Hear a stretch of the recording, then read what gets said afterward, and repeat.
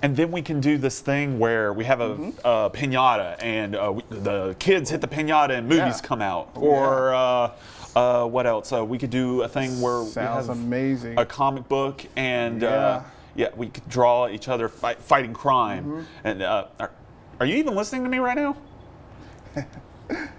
That's great, Peyton. Yeah.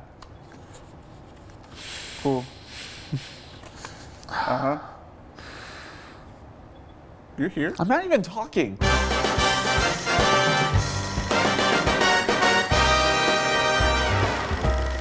Hey everybody, welcome to another installment of What to Watch. I am the voluptuous Christopher Gates, and this is my magnificent but also voluptuous Peyton Fretwell. Thank you, Peyton. Isn't How are voluptuous you today? just another word for fat?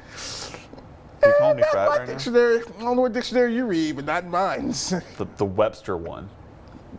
Webster was a TV show, so okay. And this is a movie show, so you're right on topic, right on topic.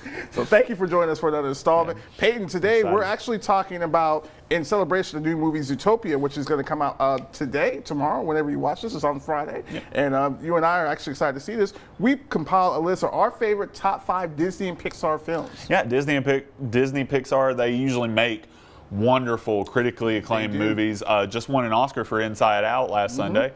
So yeah, we thought we would accumulate a list of top 5 of who we thought would. We thought so. So who wants to do the honors? You want me to do the honors first? I'll go first. Okay, I think I have the best list. I think you probably don't, but okay. Okay. Let's see what you got here. So, number 5, my 5th best Disney Pixar movie is The Incredibles. And the reason why I put it number 5 is I love this movie. I love this movie, capital L, because it gave a different spin on the superhero genre. This movie kind of came out during the earlier days of superhero movies coming out. I think it came out a little after the first couple Spider-Man movies. Yeah, it did. So it was still pretty young, and it kind of gave it a new spin, spin that we really haven't seen since either, until probably the next Incredibles movie. That we have these superheroes in a family, and we see them actually doing other things besides being superheroes and saving the day. They actually have responsibilities, and they do normal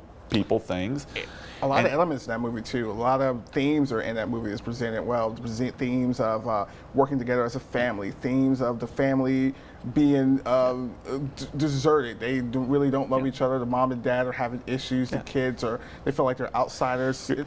You're helping my case, but the reason I didn't put it at the top 5 is though it didn't make me feel as many emotions, I guess. Though it is a great movie, there are other better Pixar movies that I enjoyed more than The Incredibles. Emotionally speaking, yeah, you're right. It's not the top up there, because in the end of it, it is a great movie, but it is a superhero movie, so you have that element to add to it. Moving on to number 4, my number 4 best Disney Pixar movie, Finding Nemo. Oh yes, classic. And Finding Nemo is number 4 for the same reason as number 5.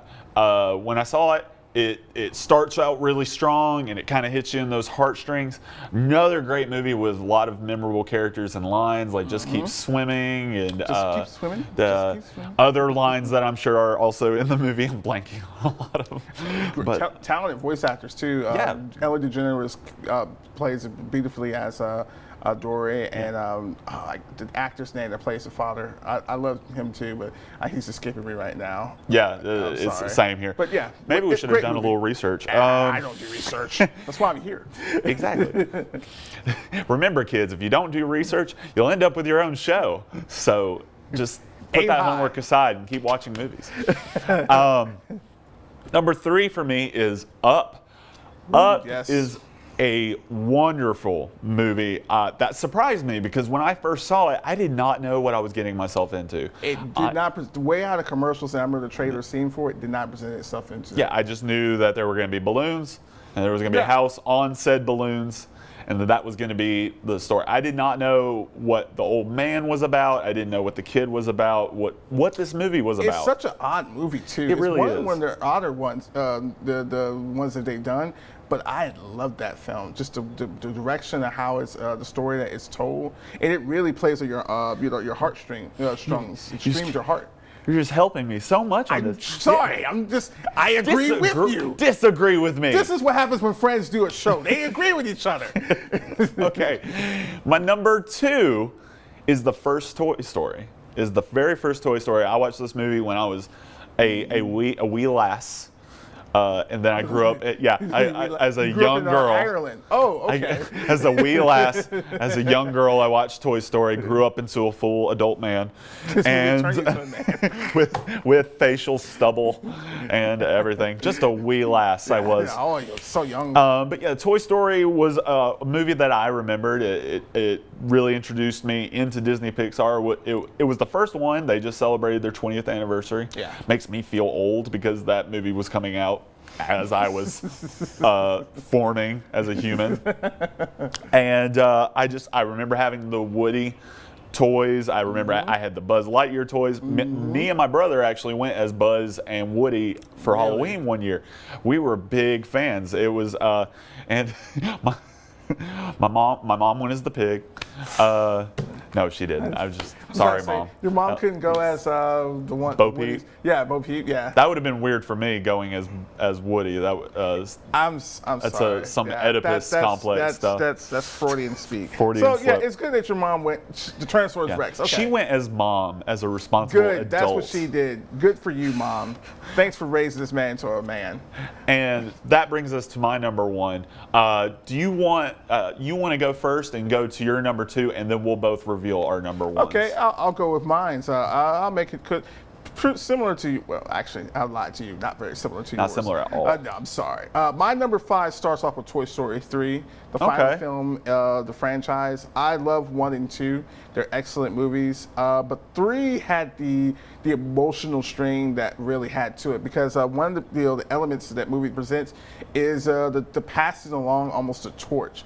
Andy's now a grown adult. He's going to college, and he doesn't really have time for these tours. He's an adult now. He's moving on, but he still has that soft spot for them. Yeah. And the ending for the movie, really, to this day, is one of the best, I think, Pixar movies they ever done.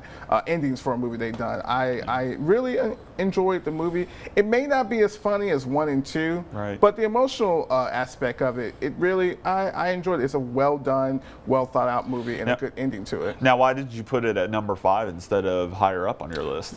Well, because the other movies that I liked really more so, emotional aspect, that's one thing that we come to like for Pixar, but I liked it when their movies have a story that's almost odd and almost out there and almost give it a human element to it, such as Toy Story. Number 4 for me would be Monsters Incorporated. The reason why I like that is because the whole element of monsters that scaring children and do all this sort of stuff, they're doing this as a livelihood to power their own city. And that monsters who are scary, they're considered like almost like your football players. They're like, oh man, look at that guy over there. He's top rated. And I like, well, I'll be honest with you, none of the 2 reasons I like it, Billy Crystal and John Goodman. You can't go wrong. Can't go wrong with that. But that was another movie that I did see that I liked how the story was told. It was told differently that you wouldn't have. They took an old twist, an old story about the elements of being scared of things that are in the dark and monsters are in your closet, and they turn it into this classical family, really funny, and gave it a lot of heart. And it too has an ending that surprised me, because I don't want to reveal anything, but most of you probably have seen the movie. But the ending itself is very heartfelt, and it strings together. And that leads me to my third one, Ratatouille. Ratatouille is another favorite one of mine. Patton Oswalt plays the voice of Ratatouille. I love him. Watch a lot of his stand-ups. This particular movie, same elements as Monsters Incorporated. You would never think that a rat, which all of us hate because they're dirty little rodents, would come together and become this chef. A chef that cooks for a kitchen. And it really, one of the key moments is towards the end of the movie when the critic comes in and he's going to eat the ratatouille, and he eats it, and he has a flashback when he goes back to his childhood and his mom. I love this movie, not so much for the emotional aspect, but just how funny that the premise is. And at the same time, it's another one of those larger-than-life movies. They took an element that probably really shouldn't have worked, and they made a movie out of it. And which leads me to number 2, Up. I really emotionally speaking, a little higher than I had it. Well, no, because your list, the movies that you have good reasons for yours. I'm just going, You're going off emotion. I'm going off emotions and some comedy. But no, Up really, I did. It was one of the movies that I did not expect it to be really that well. I remember seeing the trailers, the commercials for it, and I was like, I don't know what the direction to go into it. And I saw the movie.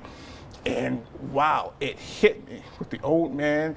Just the first 15 minutes of the movie itself set off something. Same thing with Finding Nemo. The first 15 of that movie, 15 minutes of that movie, really sets the tone for the whole movie. And Up does the same thing. Pixar knows how to hit you just right out of the gate. Just thinking about some of these movies, these moments, I'm actually getting like kind of teary-eyed. I think I read something earlier a few days ago about Pixar actually has a department in their company that they just study how to make people cry and how to make people emotional. I believe that 100% to be true, because there's no way of our top 5 lists that we right here. This was just coincidence. No, they have people to study these elements before. And they have 16 movies in their Disney Pixar filmography, and just checklist. Down the line, they're all just super emotional movies. They are. And that's what was so hard about picking a top 5. It was really difficult to pick a top 5. Yeah, except the only one I think I haven't seen is The Good Dinosaur. I haven't seen that yet either. Neither of us have. We'll check it out. We'll get in there. We'll get it. Movies are expensive, man. Yeah. But that's why we're here. That's why we'll tell you which ones to spend. We're trying to save your money. Spend your money on something else is good, like Big League Chew. Yeah, Big League Chew. It's just like it's just always there when you need it. Yeah, I know, right? Just like movies. Just like movies. And then okay, I'll go ahead and do my number 1. Okay. My number 1 is, just like we said earlier, just won an Academy Award. My number 1 movie is Inside Out. I saw this movie a little late. I saw it when it came out on Redbox. I didn't see it while it was in theaters. I didn't really have a kid to drag me to go see it, and I didn't have a movie show at the time. So 2 wrong things that just couldn't have happened. How things change. I know, right? But yeah, this movie came out, and I rented it on Redbox. I watched it alone. Big mistake, because by the end of that film, I was a sobbing mess. It was embarrassing, Chris. I was ugly crying, ugly man crying in my. It looked like they shot my dog in front of me. That's how bad I was crying. Everyone who has told me about that movie, that's the same, pretty much exact sentiments. How that movie is just so powerful into your emotions. It's surprisingly adult for a kid's movie. It has these themes of growing up and how you start to forget things in your childhood as you grow up, and that hit me really hard. And how you change as you grow up, and just some of the stuff was great. They have this thing in the movie called the train of thought. And it's an actual train. And I never, oh my goodness. As soon as I saw that, I go, the train of thought is an actual train. My goodness. It's amazing. That's fantastic. Couldn't recommend this movie enough. That is the most well-earned Oscar. I called it as soon as it was nominated. I was like, Inside Out's going to win this, no doubt. And luckily, the Academy thought the same thing. I remember the Rotten Tomatoes score was it was a high 97, 98%. Yeah. Critic is universally loved, and it definitely deserves to be your top spot. It definitely deserves to be a top spot too. I feel bad because as much as I enjoyed that film, it was not my number 1. It didn't even make your list. It did not make my list. No, it did not. My number 1 is your number 5? Number 5. The Incredibles. Yes. Oh wow. And the reason why I rated this movie so high. One part probably biased because I am a superhero fan. Yeah. But one of the reasons why, for me, I think I rated this movie so high is because I love how it tries to tell the story of a family, regardless of what their superpowers is, they are struggling. And that's almost like a real, because there's a lot of families out there right now that are struggling, and they don't really know what's going to happen or what they're trying to do. And the movie starts off as the golden age of superheroes. Yeah. Everyone's loves them, and they're doing all these sort of things. Then the most random thing happens: they get sued. The government passes Registration Act. Superheroes are no longer, welcome. Then they have to go back to meaningless work. And to me, I actually kind of almost love that element because it's so ironic especially in the day and age right now where anyone can sue anyone for whatever real reason, that this can actually happen. And then you have the father, you have Bob Parr, he played by the wonderful Craig T. Nelson, voiced by the wonderful Craig T. Nelson. Craig T. Nelson doesn't look like Mr. Incredible. I know, I'm sorry, that's what I was like, let me change what I just said there. But the whole movie, the tone is set, it's not the most emotional movie out there, especially the ones on my list. But to me, it's one of the more complete films that I've seen. I really enjoyed how they told a story about just superhero family that's gone through common times, but is trying to get together, and not only just them as a superhero, but trying to get the family to actually love each other as well, because they're very discontent. Okay, so we're gonna try to get a common top 5. Yeah. Let's see what we can agree on. Okay, so we both obviously like The Incredibles. We'll start with that. I had it at number 5. You had it at number 1. I could agree with putting it at like 3. That's we'll put Incredibles at 3. That's right in the middle there. We'll compromise with that. I'm fine with that. Okay. Now, with Ratatouille, or Ratatouille, as you call it. Ratatouille, it did take a really good idea that I commend you. It did differently, and I don't think it physically, but as a movie, it just didn't really impress me that much. That's fine. And a lot of the jokes were kind of like, he's a rat, so he's dirty, and this is a restaurant, so it's clean. It's opposites. So I don't know. That's why I didn't have it on my list. It didn't strike a chord with me. Don't even lie to me. You just forgot about the film. I totally forgot about the movie. But I I do agree with you. That is one of the criticisms. And for See, children, we can both agree and disagree, and still everything's okay. I don't have to attack Peyton. We don't have to fight these wars. Maturity. So you can always have something about that. Take that, internet trolls. And it also doesn't mean that by any means do I say Ratatouille is a bad movie. No, it just doesn't make my top 5. It doesn't. And well, Inside Out wasn't on mine, so that's the other thing we have to figure out. Okay, which of these movies has Academy Awards?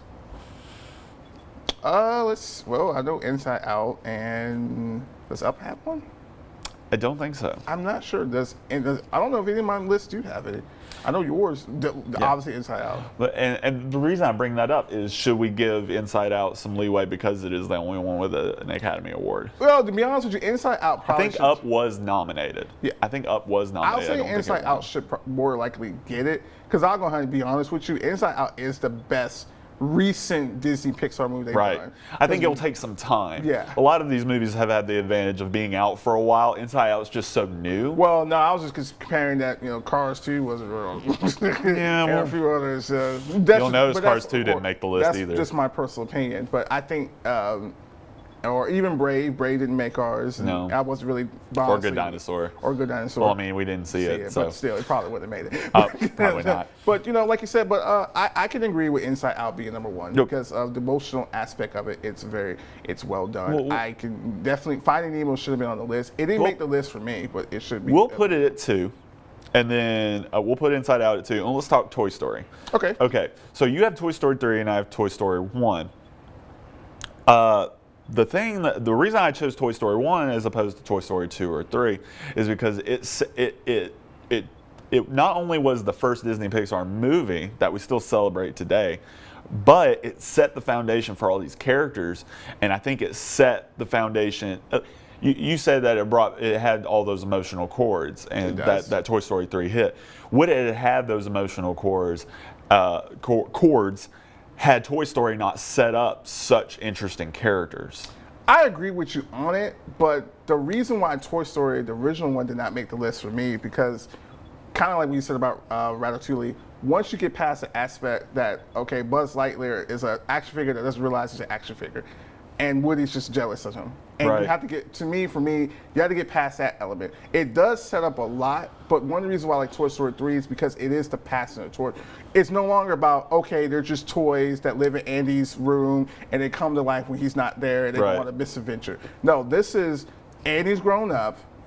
they're no longer part of his lifestyle. They have to get ready to adjust to a life Okay. after that. But no, you're right. Without Toy Story, obviously, it would not set up to the foundation it is. And that does not take anything away from Toy Story what it does, because it's a fantastic movie. And I wanted to put it on my list. Honestly, Toy Story 1, 2, and 3 could have easily made my top 5. Yeah, I mean, that's just the bottom line. Right there. We tried to keep it to one Toy Story. Yeah, we were trying to keep it to one. Some variety. I mean, come on. We didn't want the top 5 to be just 3. To be completely honest with you, and this is just my personal opinion, if one was on TV or there's one that you say, hey, which Toy Story do you want to watch? I would pick the first one, because I don't know if I could get ready for the emotional roller coaster of Toy Story 3. Because it's just because you wouldn't be ready for it. Yeah, it hits you, and it's without the first one. To be honest with you, I don't know if you really would get Toy Story 3. It's weird to say that, but I don't think you wouldn't get what 3 does as a movie without seeing the first one. Because if you just went and saw Toy Story 3, which a lot of people might go see Toy Story 4 when it comes out in a few years, and they might be like, what's so special about it? That movie tells you why it's so special. Okay, so we'll agree that I kind of agree with you. I think you made the better case that the Toy Story 3 belongs on there. So we'll put Toy Story 3 at let's see, what did we have The Incredibles at? 3? We had 3. Okay, and we both had Up on there? Yeah, we had no, we didn't have Up. We had we got to rewind the tapes. We had Inside Out as 2. Okay, we had Inside Out as 2, Incredibles as 3. Number 1, let's see, we both had Up on there. You had it as a number 2. I had it as number 3. I feel like that's as close as we're going to get to a high-ranking one, and but still, I can't put Up in front of Inside Out.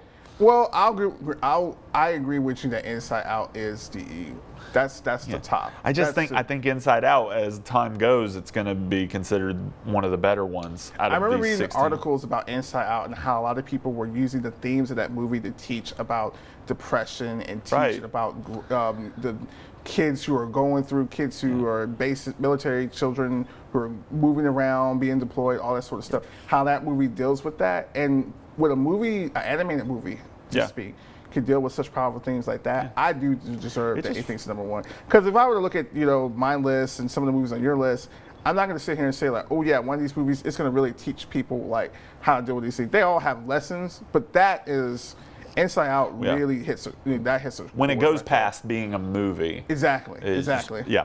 Okay. So we'll move Inside Out number 1. We'll put Up at 2, Incredibles at 3, and then at 4 and 5. Let's see, which ones haven't we talked about? Monsters Inc. Monsters Inc. Versus Finding Nemo.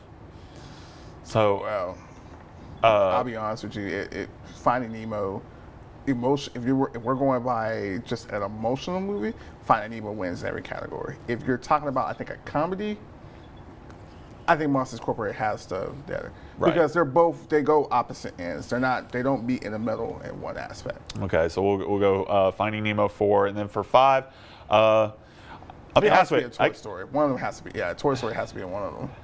Yeah, let's put. Well, then I can't put Toy Story behind Finding Nemo, but we can put Toy Story at 4, and then Finding Nemo at 5. Yeah, you do that? I'm good with that. Okay, I'm great with that. So if you're keeping track at home, we got number 1, Inside Out. I'll put something up for them. Yeah, number 1, Inside Out. Toy Story, or not Toy Story. Toy Story 3 at 2. We had you got me. Inside Out as number 1. We had Up as number 2. We had The Incredibles as number 3. We had Finding Nemo as number 5, and Toy Story as number 4. Yeah. Okay. That works. All right. I can agree with that. I agree with that too. We finally did it. We finally did. This is a long episode. It's a very long episode, but it's a very big subject to talk about. Yeah. Zootopia opens this Friday, today, I guess, at the time we're recording this. By the time we get this up and everything, you'll see it'll be today. And you plan on seeing it? I plan on seeing it. Definitely. So we're going to plan on seeing it. And obviously, we'll have a review sometime next week when we come back, and we'll have that up for you. The reviews are good on it. It's probably going to be very good. I think it's going to be a lot of fun. I'm really actually looking forward to this one. Yeah. I like the concept. I've been using that word a lot today. Well, that's going to do it for this installment of What to Watch. make sure that you follow us on Facebook. You can see the link right there. Also, check it out at WRBL.com for previous What to Watch episodes. You can also check out rental reviews that Peyton Fretwell has done, not to mention another rental review that he has coming up as well. You'll see that on there. Also, check us out on Twitter at WRBL What's Watch. That's why the super is there, so they don't hear me stuttering when I'm trying to talk. We also unveiled a new website. Just started off, but Peyton, you can tell us about that. Be gentle on the website. It's a work in progress. Wix.com, that you're really helping me with that. It's at w2watch.com. You can check out our Oscar recap on there and article I wrote on the hashtag Oscar So White controversy in the Academy Awards. So it's a good article. You should read it. Yeah, be gentle on the website, but we're working on it. We're also going to be posting content on there. Like if you haven't seen a new Ghostbusters trailer that just came out, go on there and see it. Want to know when the Star Wars: The Force Awakens comes out? Hey, we got a link on there that tells you when. So be sure you like it Facebook and also check out our website. Also, we got the videos on YouTube, What to Watch. You can search for it and get our videos on there. And is that it? Am I missing something else? Is that it? Are we forgetting anything? I don't know. I think that's pretty much it. I'm out of breath just listening to you do it. Just everything that's out there. There's no reason why you're not following us, or at least give us an RSS feed. We're everywhere. So look behind you. Look, there we are. I'm in your milk carton. Made you look. I'm Christopher Gates. This is Peyton Fretwell. Thank you once again for joining us. Hey, finger guns. Finger guns. Pew, pew. Pew, pew. Ha. I hate your list. Ha ha.